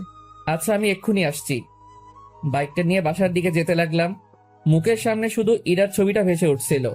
তখনই হঠাৎ করে কোথা থেকে যেন একটা রিক্সা বাইকের সামনে চলে আসে। আমি কন্ট্রোল সামলাতে না পেরে বাইকটা রিক্সার সাথে লাগাই দেই। চোখ খুলে দেখি মাথায় হাত আর পায়ে ব্যান্ডেজ। ভাবি সাইডে বসে আছে। ভাবি তোমরা এখানে? আর বাইকটা ঠিক আছে তো? তোর অ্যাক্সিডেন্ট করার পর একজন তোর ফোন দিয়ে আমাদেরকে ফোন করে হাসপাতালে আসতে বলে। আজ যদি তোর কিছু হয়ে যেত তাহলে আম্মুকে মুখ দেখাতাম কেমন করে? কিছু হয়নি তো? কিছু হয়নি। তুই জানিস তোর মাথায় হাতে পায়ে কয়টা সেলাই পড়েছে? থাক, সেটা বলার দরকার নেই। চুপচাপ শুয়ে থাক, বিকালে তোকে বাসায় নিয়ে যাব। ভাবি বাইরে চলে গেল। বিকেলে বাসায় গেলাম। আমি স্বাভাবিকভাবে হাঁটতে পারতেছি, কিন্তু হাতটার জন্য একটু সমস্যা হচ্ছে। রাতের বেলায় ছাদে বসে আছি। আকাশে তারার মেলা, হাজারো তারার ভিড়ে চাঁদটাকেই দেখছি। একটু পর কেউ পিঠে হাত দিল। পিছনে তাকিয়ে দেখি ভাবি দাঁড়িয়ে। ভাবি তুমি এখানে? এত রাতে এখানে মন খারাপ হয়ে বসে আছিস কেন? এখনো বলবি তোর কিছু হয়নি? আসলে ভাবি। ঠিক আছে, যদি আমাকে আপন না ভাবিস তাহলে বলতে হবে না। ভাবি আমি ইরাকে ভালোবাসি, আর আমরা একে অপরকে অনেকদিন ধরেই চিনি। সেটা আমি, আম্মু, তোর ভাইয়া, আব্বু সবাই জানি। এরা আমাদের সব বলেছে। সেদিন কি হয়েছে সেটা বল। সেদিনে সব কথা ভাবিকে খুলে বললাম। বুঝলাম, এটা শুধু ভুল বুঝাবুঝি। আসলে আমার বোনটা রাগ আর অভিমানটা একটু বেশি, বুঝলি? সেটা অনেক আগে বুঝে গেছি। আচ্ছা আমি দেখি কি করা যায়, কিন্তু এরকম মন খারাপ করে বসে থাকা চলবে না। যা রুমে গিয়ে রেস্ট নে। এইভাবে 5 দিন কেটে গেল। মাথা হাত পায়ে সেলাই খুলে ফেললেও দাগগুলো রয়ে গেছে। সকালে ভাবির ডাকে ঘুম ভাঙলো। ইমন, তাড়াতাড়ি উঠে ফ্রেশ হয়ে রেডি হয়ে নিচে আয়। কেন? আজ তুই, আমি আর তোর ভাইয়া আমাদের বাসায় যাব। ভাবির কথাটা শুনে আমার খুশির সীমানা ছিল না। ভাবিকে গিয়ে জড়িয়ে ধরলাম। থ্যাংক ইউ ভাবি, তুমি দুনিয়ার বেস্ট কিউট ভাবি। হয়েছে, আর পাম দিতে হবে না, তাড়াতাড়ি নিচে আয়। তুমি 2 মিনিট ওয়েট করো, আমি 1 মিনিটে আসতেছি। আমি তাড়াতাড়ি ফ্রেশ হয়ে রেডি হলাম। তারপর নিচে আসলাম। নাস্তা করে বসে আছি। কিছুক্ষণ পর ভাইয়া আসলো। কি রে, ব্যাগ গোছানো শেষ? কতক্ষণ আর সময় লাগবে? ভাবি কই? প্রায় 20 মিনিট পর ভাবি রেডি হয়ে আসলো। এতক্ষণ লাগে? হয়েছে, তোর তো আর তর্স হয়েছে না। কেন? আচ্ছা তুমি আরেকটু ময়দা মেখে আসো, আমরা দাঁড়িয়ে আছি। ওই ছাগল, আমি কোনদিন ময়দা মাখছি? প্রতিদিনই তো মাখো। দাঁড়া, তোর মার হয়নি অনেকদিন। তোমরা ঝগড়া বাদ দিয়ে চলো তো। এমনিতেই তোমার ময়দা মাখতে অনেক সময় চলে গেছে, আর দেরি করলে ট্রেন মিস। ভাবি রাগ করছো কেন? ভাইয়া তো মজা করে বলছে। আমি তো জানি তুমি আটা সুন্দরী না। আমার ভাবি দেখতে অনেক কিউট। ঠিক আছে, তুই বলছিস বলে যাচ্ছি, না হলে ওর আজ খবর করে দিতাম। ভাবির কথা শুনে ভাইয়ার মুখটা একদম চুপসে গেল। এবার চলো, না হলে দেরি হয়ে যাবে। চল। তারপর একটা অটো নিয়ে স্টেশনে গেলাম। কিছুক্ষণ পর ট্রেন আসলো। আমার তো আর তর সইছে না, কখন যে পৌঁছাবো কে জানে। আমার ব্যাপারটা হয়তো ভাবি বুঝতে পারছে, তাই বারবার আমার দিকে তাকিয়ে মুচকি মুচকি হাসছে। কি হলো, হাসছো কেন? না এমনি, তবে একটা কথা বলে দেই, আর 1 ঘন্টা লাগবে যেতে, তাই বারবার টাইম দেখা বন্ধ কর। কি 1 ঘন্টা? কেন, তুই কি 2 ঘন্টা শুনতে চাচ্ছিলি? আরে না, আমি তো ভাবছিলাম আধা ঘন্টা। আর বাবা রে বাবা, কি প্রেম পাগল দেবর আমার। দূর, তোমাদের যত সব আলতু ফালতু কথা। থাকবই না আর এখানে। কথাটা বলার পর সিট থেকে উঠে ট্রেনের দরজার কাছে এসে দাঁড়িয়ে রইলাম। ইরা আর আমার কেটে যাওয়া দিনগুলোর কথা ভাবতে লাগলাম। এসব কথা ভাবতে ভাবতে হঠাৎ কাঁধে কার যেন হাত পড়ল। পিছনে তাকিয়ে দেখি ভাইয়া। আর কতক্ষণ দাঁড়িয়ে থাকবি? আমরা তো প্রায় এসে পড়ছি। তাড়াতাড়ি চল। চলো। কিছুক্ষণ পর স্টেশনে আসলো। স্টেশন থেকে বেরিয়ে দুইটা রিক্সা নেওয়া হলো। একটাতে ভাবি আর ভাইয়া, আরেকটাতে আমি। প্রায় 10 মিনিট পর একটা বাসার সামনে রিক্সা দাঁড়িয়ে গেল। হয়তো এটাই ভাবিদের বাসা। ভাইয়া আর ভাবি নেমে গেল, তাই আমিও নেমে গেলাম। ভাইয়া রিক্সার ভাড়া দিয়ে। ভাবিদের বাসাটা বেশ সুন্দর। ভাবিদের বাসার দরজার কলিং বেল চাপতেই একটা মহিলা দরজা খুলে দিল, আর ভাবি তাকে জড়িয়ে ধরলো। হয়তো এটা ভাবির মা আর আমার হবু শাশুড়ি। ভাইয়া ওনাকে সালাম দিলেন, সাথে আমিও। তারপর সবাই ভিতরে গেলাম। ইরা, ইরা, দেখ কারা এসেছে। একটু পর ইরা নেমে আসলো। চোখের নিচে কালো দাগ, মুখ চোখ শুকিয়ে গেছে। হয়তো সারা রাত ঘুমায় না। কেমন আছেন দুলা ভাই? ভালো আছি। তুই কেমন আছিস আপু? আমি তো ভালো আছি, কিন্তু তুই হয়তো ভালো নেই। চেহারার এ কি অবস্থা করেছিস বলতো? ঠিকই বলেছিস, তোদের ওখান থেকে আসার পর সারাদিন মনমরা হয়ে বসে থাকে, কারোর সাথে কথা বলে না। খেতে ডাকলে বলে খেতে ইচ্ছে করে না। আমি কি করব বল, ওকে নিয়ে খুব দুশ্চিন্তায় আছি। আচ্ছা ঠিক আছে, তুমি টেনশন নিও না। এখন আমি এসে গেছি না, সব ঠিক করে দিব। ইরা, ইমনকে দোতলার রুমটা দেখিয়ে দে। এতক্ষণ পর ইরার চোখ আমার উপর পড়লো। কিছুক্ষণ আমার দিকে তাকিয়ে রইলো, তারপর আবার মাথা নিচু করলো। তারপর সামনের দিকে হাঁটতে লাগলো। আমি ওর পিছন পিছন হাঁটতে লাগলাম। কিছুক্ষণ পর একটা রুমের সামনে গিয়ে দাঁড়ালো। এটা আপনার রুম। ইরার মুখে আপনি কথাটা শুনে অনেক খারাপ লাগলো। আচ্ছা। ইরা পাশের রুমে ঢুকে গেল। হয়তো ওটা ওর রুম। ফ্রেশ হয়ে শুয়ে রেস্ট নিতে লাগলাম। কিছুক্ষণ পর ভাবি এসে খাওয়ার জন্য ডাকলো। গিয়ে দেখি রাজকীয় খাওয়া দাওয়ার ব্যবস্থা করা হয়েছে। আমরা আসার সময় কিছুক্ষণ থাকলেও এখন বাসায় অনেক লোক। আমি গিয়ে ভাইয়ার পাশে বসলাম। দুজনকে মরার মতো খাওয়ানো হলো। ভাইয়া ওদের জামাই, ভাইয়াকে খাওয়াক, কিন্তু আমাকে এত খাওয়ানোর কি দরকার ছিল? কোনো মতে রুমে এসে শুয়ে পড়লাম। আহ, কি ব্যথা! পেটটা মনে হয় ফেটে যাবে। সবাই জোর করে ভালোই খাইয়েছে। ভাইয়ার যে কি অবস্থা হচ্ছে কে জানে। আহ, ব্যথা! হঠাৎ কে যেন রুমে ঢুকলো। তাকিয়ে দেখি একটা মেয়ে। ভাইয়া, আসতে পারি? আসো। এই নিন। হাতে একটা 7 আপের বোতল ধরিয়ে দিয়ে। যাক, মেয়েটা মনের কষ্ট বুঝছে। তোমাকে তো ঠিক চিনলাম না। আমার নাম সিনথি, আমি আপনার ভাবির চাচাতো বোন। ও আচ্ছা। ভাইয়া, একটা কথা বলবো? বলো। আপনার কপালে আর হাতে এই দাগ কিসের? আমি কিছুদিন আগে অ্যাক্সিডেন্ট করেছিলাম। এগুলো তারই ভালোবাসা। আচ্ছা ভাইয়া, আমি এখন আসি, আপনি রেস্ট নিন। সিনথি চলে গেল। আমি বেশ বুঝতে পারছি ওকে ইরাই পাঠিয়েছে আমার কি হয়েছিল শোনার জন্য। আমি মনে মনে হেসে উঠলাম। খুব ক্লান্ত লাগছিল, তাই ঘুমিয়ে পড়লাম। বিকেলে ভাবির ডাকে ঘুম ভাঙলো। কি হয়েছে ভাবি, ডাকতিছো কেন? ঘুরতে যাব, চলো। যাও তোমরা, আমি যাব না। ও, ইরাও যাবে আমাদের সাথে, তুই যাবি না? ঠিক আছে। কি? দাঁড়াও, আমি এক্ষুনি রেডি হচ্ছি। ছাগল, তাড়াতাড়ি কর।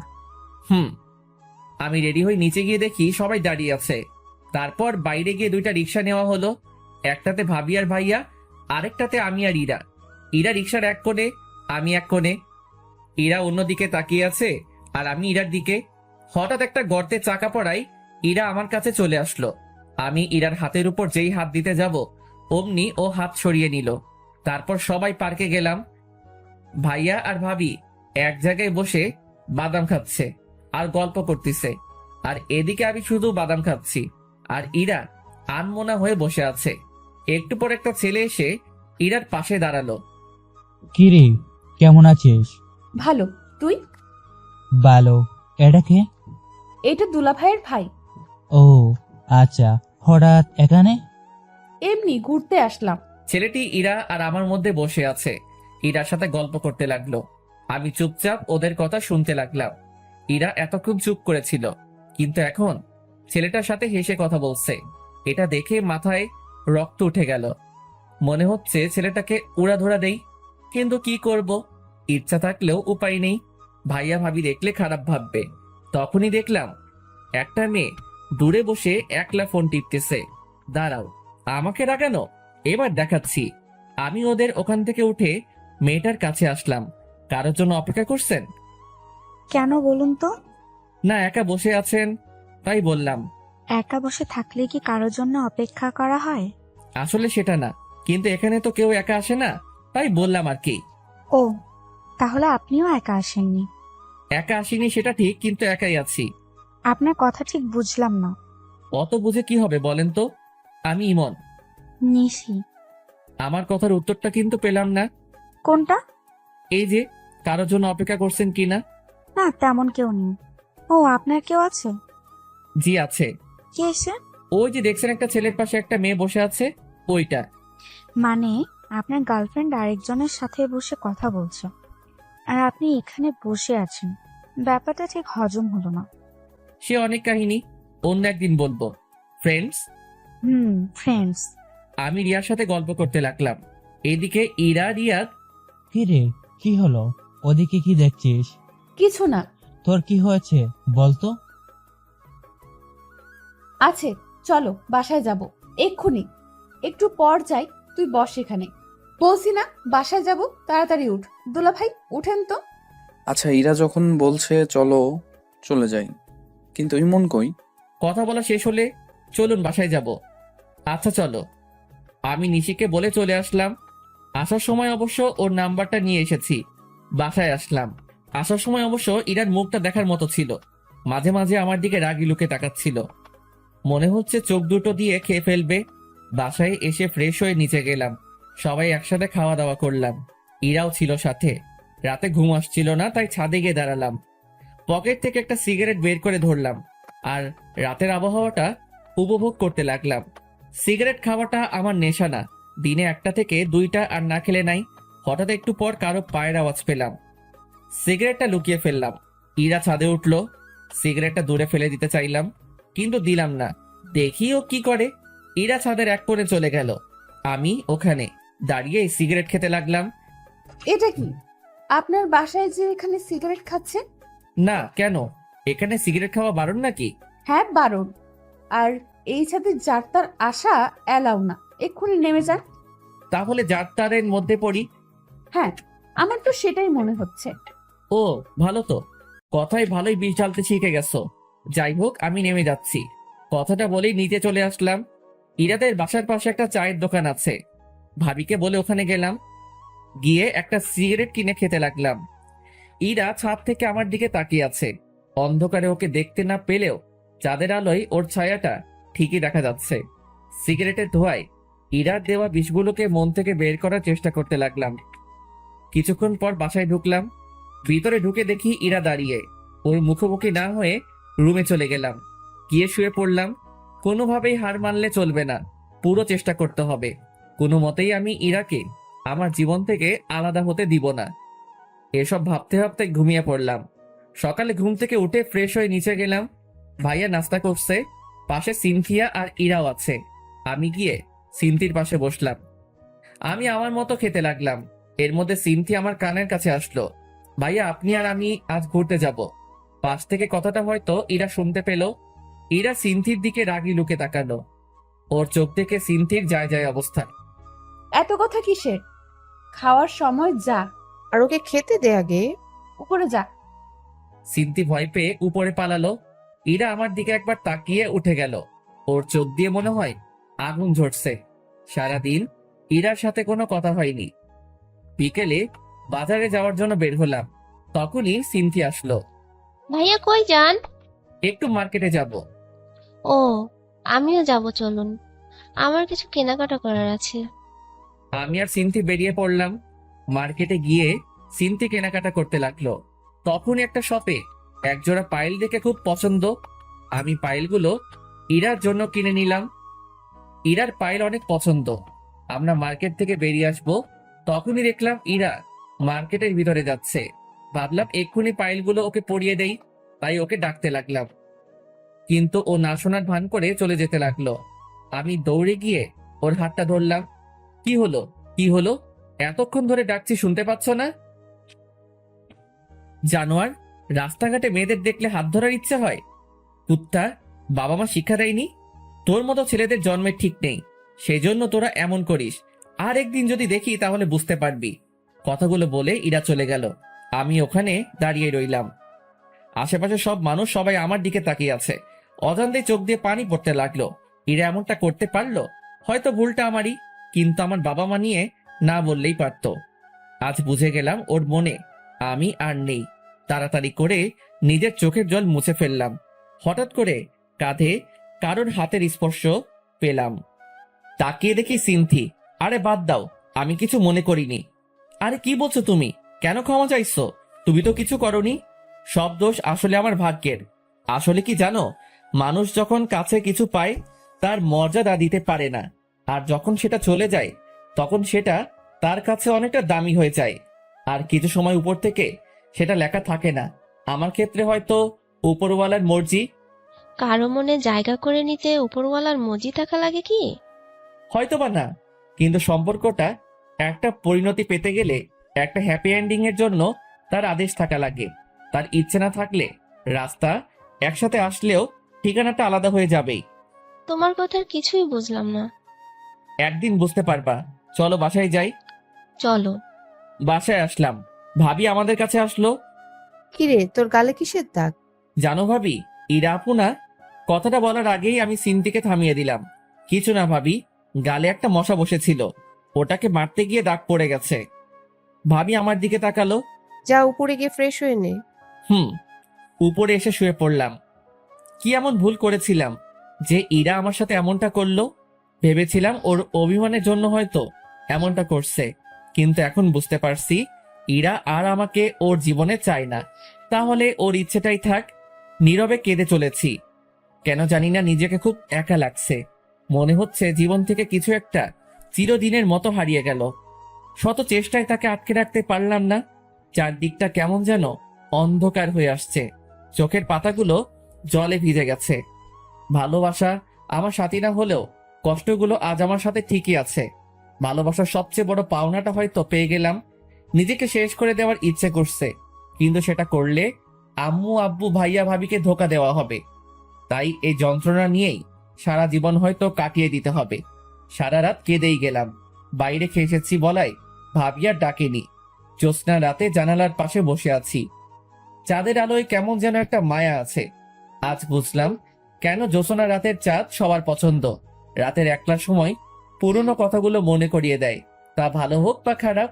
রাতের আকাশ কখনো কাউকে একা রাখে না, সাথে রেখে দেয় কিছু কষ্টদায়ক পুরনো স্মৃতি। সারা রাত ঘুমাতে পারলাম না। সকালে ফ্রেশ হয়ে নিচে গেলাম। চোখের নিচে কালো দাগ পড়ে গেছে। মাথাটা কেমন যেন ঝিমঝিম করছে। ভাবির সাথে কথা বলে বাইরে চলে আসলাম। বাইরে এসে চায়ের দোকানের দিকে যেতে লাগলাম। হঠাৎ কি যে মনে হলো, পিছনে তাকিয়ে দেখি ইরা আসছে। আমি কিছু না বলে এক দোকান থেকে এক প্যাকেট সিগারেট কিনে একটা সিগারেট ধরিয়ে পার্কের দিকে গেলাম। একটু পর ইরা ওর কিছু বান্ধবীর সাথে পার্কে এলো। আমি ওকে দেখে মাথা নিচু করে রইলাম আর নীরবে সিগারেট খেতে লাগলাম। হঠাৎ করে চোখ দিয়ে জল পড়তে লাগলো। তাড়াতাড়ি জল মুছে বড় একটা নিঃশ্বাস নিলাম। তারপর আর একটা সিগারেট ধরলাম। এদিকে ইরা ইমনকে সিগারেট কেনা দেখে ওর পিছনে পিছনে আসে, সাথে কিছু ফ্রেন্ডকেও নিয়ে আসে যাতে ইমন বুঝতে না পারে। ইরা ইমনের দিকে এক দৃষ্টিতে তাকিয়ে আছে। কালকের ঘটনার জন্য ইরাও সারা রাত ঘুমাতে পারেনি। সারা রাত ইমনের জন্য কেঁদেছে। কাল কেন যে ওর সাথে এমন ব্যবহার করলাম, আজ আমার জন্য এত কষ্ট পাচ্ছে। সব আমার জন্য। কোন মুখে ওর কাছে যাব আমি? মনে মনে ইরা। এসব কথা ভাবতে ভাবতে ইরা কেঁদেই ফেললো। কি রে, কাঁদছিস কেন? ইরা কেঁদেই চলেছে। আরে বলবি তো? ইরা আর ওই জায়গায় না থেকে বাসায় চলে আসে। বাসায় এসে দরজা বন্ধ করে কাঁদতে থাকে। আমি একটু পর সামনে তাকিয়ে দেখি ইরা নেই। সারাদিন পর বিকেলে বাসায় যাই। ভাবি অনেকবার ফোন দিয়েছে, কিন্তু ফোন ধরিনি। বিকেলের দিকে বাসায় গিয়ে দেখি ভাবি বসে আছে। কই ছিলি? বাইরে। কি হয়েছে তোর বলতো? কাল বাজার থেকে আসার পর থেকে কেমন যেন হয়ে গেছিস। কিছু হয়নি। তাই উপরে যা, তোর সাথে আমি একটু পরে কথা বলছি। আমি রুমে এসে শুয়ে পড়লাম। মাথাটা খুব ব্যথা করছে।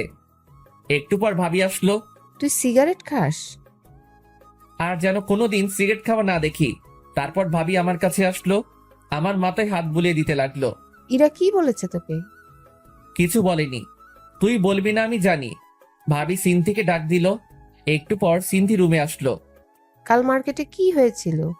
কই কিছু হয়নি তো আপু? আরেকবার মিথ্যা কথা বললে থাপ্পড় মেরে গাল ফাটিয়ে দিব, বজ্জাত মেয়ে। ভাবির ধমকে সিনথি কেঁদে দেয়। কান্না করা বন্ধ করো। ভাবির ধমকে সিনথি চুপ হয়ে যায়, কিন্তু চোখ দিয়ে জল পড়েই যাচ্ছে। এখন বল, কাল কি হয়েছিল? একটাও যদি মিথ্যা কথা বলেছিস তাহলে আজ তোর একদিন কি আমার একদিন। সিনথি সব কথা ভাবিকে বলে দেয়। ভাবি রেগে আগুন হয়ে যায়।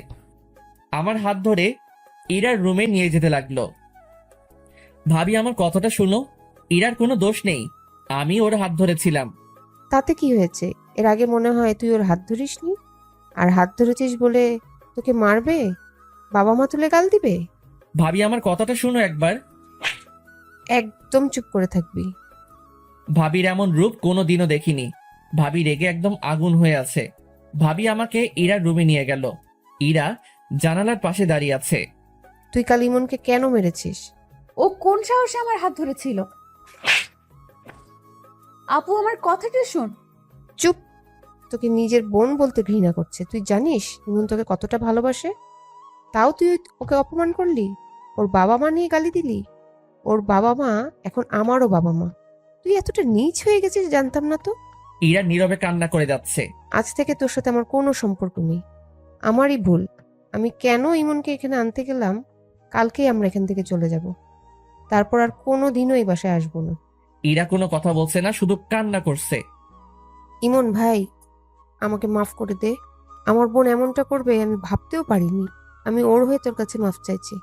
কি করছো ভাবি? তুমি আমার বড়, তোমার মাপ চাওয়া মানায় না। ভাবি ওখান থেকে চলে গেল। আমি ইরার দিকে একবার তাকালাম। ইরা আমার দিকে তাকিয়ে আছে, চোখ দিয়ে জল পড়ছে, যেন কিছু বলতে চাইছে। ওর মুখটা খুব মায়াবী লাগছে, কিন্তু এই মায়ায় আর জড়িয়ে লাভ নেই। আমার রুমে চলে আসলাম। একটু পর ভাবি এসে আমার কাপড় গুছিয়ে দিতে লাগলো। ভাবি, ও তো তোমার নিজের বোন, তুমি কি ওর সাথে কথা না বলে থাকতে পারবা? এরকম বোনের দরকার নেই যে মানুষকে মানুষ মনে করে না। কিন্তু ভাবি। চুপ, একটা কথাও বলবি না। সব কাপড় চোপড় গুছিয়ে দিয়েছি, কাল সকালে তাড়াতাড়ি বের হতে হবে। ঘুমিয়ে পড়। কথাটা বলেই ভাবি বেরিয়ে গেল। রাতে ঘুম আসছে না। জানালার কাছে গিয়ে দাঁড়িয়ে রইলাম। বাইরে হালকা বাতাস বইছে, পরিবেশটা মনোরম মনে হচ্ছে। হঠাৎ করেই ইরার জন্য কেনা পায়েল দুটোর কথা মনে পড়লো। ব্যাগ থেকে পায়েলগুলো বের করে নাড়াচাড়া করতে লাগলাম। ইরার জন্য বসে বসে একটা চিঠি লিখলাম। পায়েল আর চিঠিটা নিয়ে ইরা রুমে গেলাম। দরজা খোলা আছে। ভিতরে গিয়ে দেখি ইরা ঘুমিয়ে আছে। ওর পায়ের কাছে গিয়ে পায়েল দুটো পরিয়ে দিলাম। চিঠিটা পায়েলের সাথে আটকে দিলাম। কিছুক্ষণ ওর খাটের পাশে বসে ওকে দেখতে থাকলাম। ওকে দেখে মন ভরছেই না। অনেকক্ষণ বসে থাকার পর ওর কপালে একটা মায়া এঁকে দিয়ে নিজের রুমে চলে আসলাম। সারা রাত ওর সাথে কাটানো কথাগুলো ভাবতে লাগলাম। কিভাবে যে রাত পেরিয়ে গেল বুঝতেই পারলাম না। সকালে এসে ভাবি ডাকলো। ঘুমের ভান করেছিলাম। ভাবি ডাক দেওয়ার একটু পর উঠে ফ্রেশ হয়ে ব্যাগ নিয়ে নিচে গেলাম। যাওয়ার আগে ইরার রুমে গেলাম। ইরা এখনো ঘুমিয়ে আছে। ইরার পাশে গিয়ে বসলাম। মন ভরে ওকে দেখতে লাগলাম। ওর চুলগুলোর জন্য মুখটা ভালো করে দেখতে পাচ্ছিলাম না।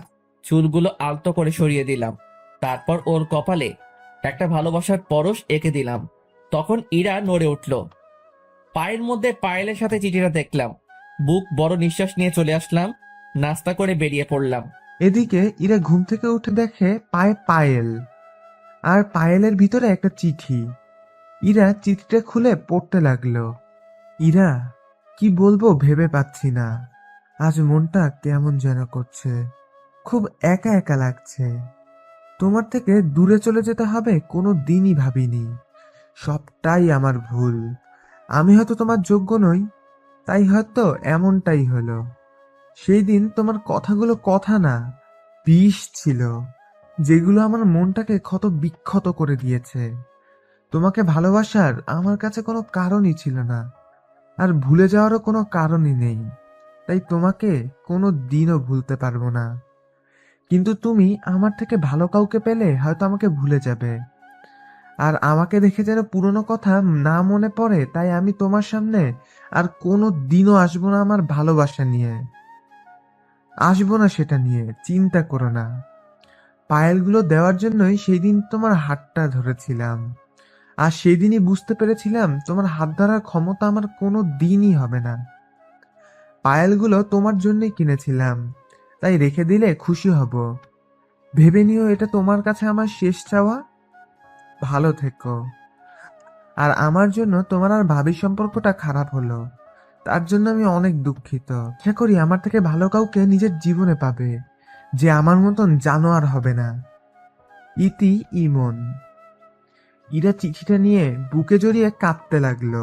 জীবনের সবচেয়ে বেশি যাকে ভালোবাসতাম সে আজকে দূরে চলে গেল। কি করে বাঁচবো আমি? আমার আর বেঁচে থাকার অধিকার নেই। কেন বাঁচবো আমি? আর কার জন্যই বা বাঁচবো? আমি, ভাবি আর ভাইয়া স্টেশনে বসে আছি। 30 মিনিট ধরে ট্রেন আসতে দেরি হচ্ছে। একটু পর ভাবির ফোনে একটা কল আসে। কিছুক্ষণ কথা বলার পর ভাবি চিৎকার দিয়ে ওঠে, ইমন ইরানা সুইসাইড করার চেষ্টা করছে। কি বলছো? ইরা কোথায় এখন? আম্মু ওকে হাসপাতালে নিয়ে গেছে। তাড়াতাড়ি চলো। আমরা সবাই হাসপাতালে গেলাম। অজান্তেই চোখ দিয়ে জল বেয়ে পড়তে লাগলো। ভাবি আমার কাছে আসলো। কাঁদিস না ভাই আমার। ভাবি, পাগড়িটার কিছু হয়ে গেলে আমি যে বাঁচতে পারবো না। আমি তো ওর ভালো থাকার জন্য ওর থেকে দূরে যেতে চেয়েছিলাম, কিন্তু ও যে এমনটা করবে। ভাবি, ওর কিছু হবে না তো? আমি ওর কাছে যাব ভাবি।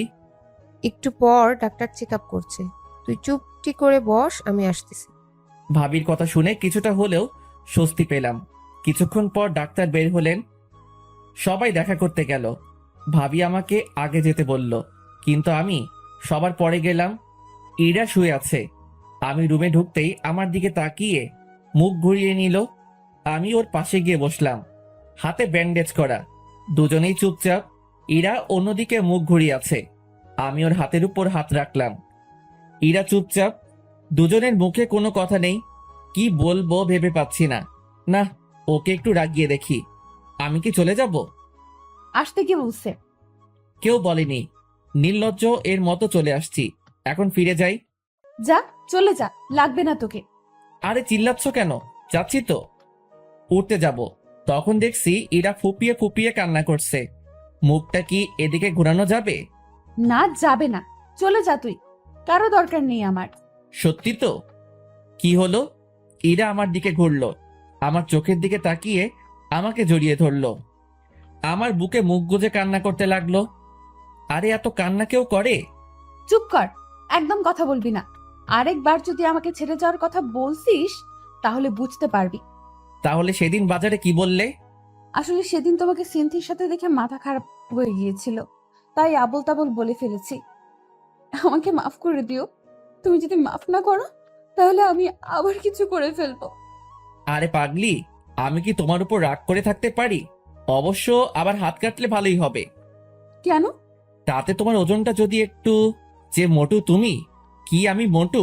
বলেই বুকে কামড়ে ধরলো। আরে আরে লাগছে তো, ছাড়ো। ছেড়ে দিল। এভাবে কেউ কামড় দেয়? ওসব বাদ দাও, এখন একটা কিস দাও তো। কি কিস? এখন না, বিয়ের পর। দিবা কিনা বলো। কেউ এসে পড়বে। তোর গুষ্টি কিলাই। বলেই ইরা আমাকে টান দিল। আমি ইরার উপর পড়ে গেলাম। ইরা ঠোঁটের সাথে ঠোঁট লাগিয়ে দিল। 3 মিনিট পরে ছেড়ে দিল। দুজনে হাঁপাতে লাগলাম। ইরা আবার ঠোঁটের সাথে ঠোঁট লাগিয়ে দিল। এভাবে 3 বার কিস করলো। শেষমেশ ওকে ধাক্কা দিয়ে নিজের থেকে ছাড়িয়ে নিলাম। ইরা মুচকি মুচকি হাসতে লাগলো। আমি হাঁপাচ্ছি। এমন বারবার কেউ কিস করে? আমি করি। এখনই দম বন্ধ হয়ে যেত। হয়েছে, ঢং বাদ দাও। আমি ইরার পাশে বসলাম। বিকেলের দিকে ইরাকে বাসায় আনা হলো। গাড়ি থেকে নামার সময় ইরা ডাক দিল, কি বলছো ভাইয়া? ভাবি আছে তো? নিয়ে যাবে কিনা বল। ভাবি তখন আমার কাছে আসলো। দেখো না আপু, আমার মাথাটা ঘোরাচ্ছে, কেমন কেমন যেন লাগছে। ওকে বলছি কোলে করে নিয়ে যেতে, কিন্তু কিছুতেই নিয়ে যাচ্ছে না। একটা মেয়ে অসুস্থ, ওকে সাহায্য করা বাদ দিয়ে কি বলছিস? চা, উপরে নিয়ে চা। কথাটা বলে ভাবি হাসতে হাসতে চলে গেল। আমি ইরাকে কোলে তুলে নিলাম। ইরা আমার গলা জড়িয়ে ধরলো। ইরাকে ওর বেডে শুইয়ে দিলাম। আমার পাশে শুয়ে পড়ো। না না, সবাই কি ভাববে? বলছি না শুয়ে পড়ো। ইরা জোর করে ওর পাশে শোয়ালো। আমার বুকে মাথা গুজে চুপ করে রইল। কিছুক্ষণ পর, ইমন, একটা কিস করি। না করি না। এখন না, এখন ঘুমাও। তাহলে মাথায় হাত বুলিয়ে দাও। আমি ইরার মাথায় হাত বুলিয়ে দিতে লাগলাম। কিছুক্ষণ পর ইরা ঘুমিয়ে পড়ল। রাতে ইরাকে খাইয়ে দিলাম। রাতেও ইরা ওর পাশে জোর করে শোয়ালো। ভাবিকে বললাম। ভাবি বলল ইরা অসুস্থ, ওকে একা রাখা ঠিক হবে না। ভাইয়াও ভাবি সাথ নিল। মাঝরাতে ইমন শুনছো? কি হলো? ছাদে যাব, চলো। রাত 1টা বাজে, এখন ছাদে গিয়ে কি করবা? চাঁদ দেখবো, চলো না। কাল গেলে হয় না? না হয় না, চলো এক্ষুনি। চলো। আরে আরে, আমি হাঁটতে পারবো না, কোলে নিয়ে যাও। ইরাকে কোলে করে ছাদে নিয়ে গেলাম। দুজনে দোলনায় বসলাম। ইরা আমার কাঁধে মাথা রাখলো। মুহূর্তটা চাওয়ার কিছু ছিল না। মনে হয় সময়টা এখানে থেমে যাক। আমাদের এই মুহূর্তে ইমন, আবার কি হলো? আর ছেড়ে যাবে না তো? যতদিন পর্যন্ত উপরে যে আছে তার ডাক না পড়ছে, ততদিন পর্যন্ত আমি তোমার পাশে আছি। একটা কথা বলবো? বলো। একটা কিস দিবা? আবার দিবা না? যাও, তোমার সাথে কথা নাই। আরে বলছি দিব না। তাহলে দাও। ইরার কপালে একটা মায়া এঁকে দিলাম। এরকম করে কেউ কিস দেয়? তাহলে কেমন করে দেয়? তারাও দেখাচ্ছি। ইরা আমার কাছে আসলো। ইরার নিঃশ্বাসের শব্দ স্পষ্ট শুনতে পাচ্ছিলাম। ইরার ঠোঁট আমার ঠোঁটের কাছাকাছি। কেমন যেন একটা অদ্ভুত অনুভূতি কাজ করতে লাগলো। ইরার ঠোঁট দুটো আমাকে টানছে মনে হচ্ছে। ইরার ঠোঁটের সাথে ঠোঁট লাগিয়ে দিলাম। ইরা আমাকে জড়িয়ে ধরলো। কিছুক্ষণ পর ছেড়ে দিলাম। ইরা আমার কোলে মাথা রাখলো। দুজনে চন্দ্রবিলাস করতে লাগলাম।